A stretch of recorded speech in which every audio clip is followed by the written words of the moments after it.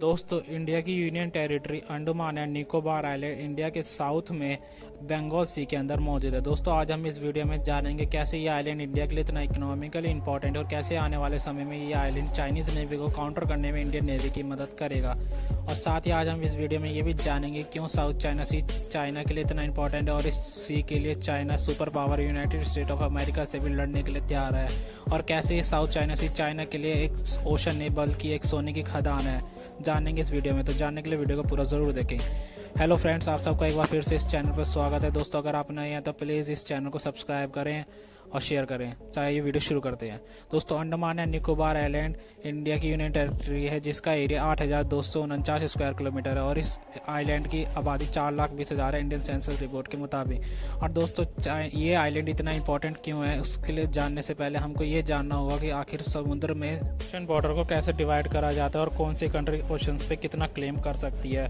दोस्तों, पहले क्या होता था कि अगर किसी कंट्री का किसी भी समुद्र पे कोई कुछ खास दिखता था तो उस कंट्री पे हमला करके उस कंट्री का समुद्र हथिया लिया करती थी और इसके ऊपर कोई नियम नहीं था तो कोई कुछ नहीं कहा करता था। इसलिए बाद में यूनाइटेड नेशन ने पावरफुल कंट्रीज़ के दबदबे को देखते हुए साल 1982 में एक प्रपोजल लागू किया जिसमें नाम दिया गया लॉ ऑफ सी। इसमें तय करा गया कि समुद्री सीमाएं कैसी बांटी जाएंगी। फिर साल 1994 को इस नियम को पूरी दुनिया में लागू कर दिया गया।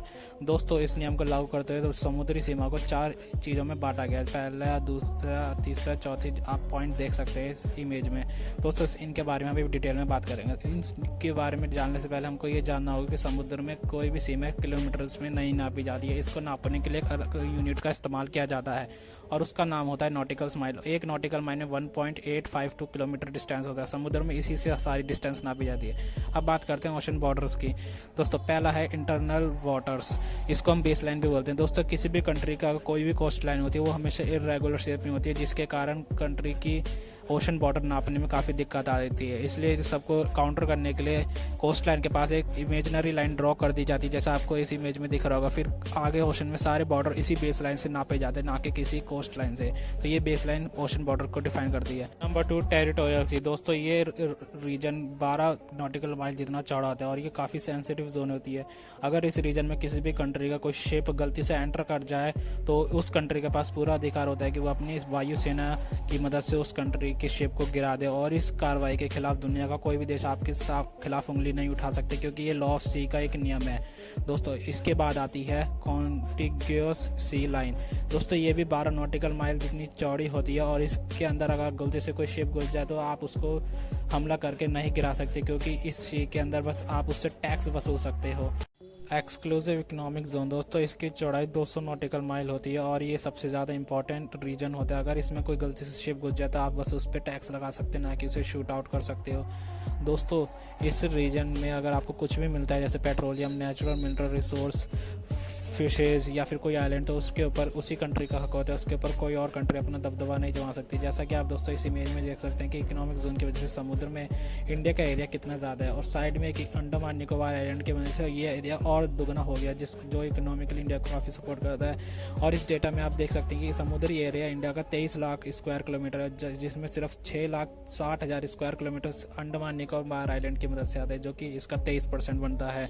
और अंडमान निकोबार आइलैंड का लैंड एरिया इंडिया के लैंड एरिया में सिर्फ 0.25% का हिस्सा रखता है। अगर बात करते हैं दुनिया में सबसे बड़ी और लार्जेस्ट इकोनॉमिक जोन किसकी है, ना तो वो रशिया की, ना वो यूएस की, ना चाइना की, ना इंडिया की, वो है दोस्तों फ्रांस की। दोस्तों, फ्रांस के पास काफ़ी छोटे छोटे आइलैंड्स पे भी कब्जा है जिसकी वजह से फ्रांस का इकोनॉमिक जोन काफ़ी बड़ा है और ये फ्रांस को काफ़ी फ़ायदा पहुँचाता है। देख सकते हैं जैसे आप इस मैप के अंदर।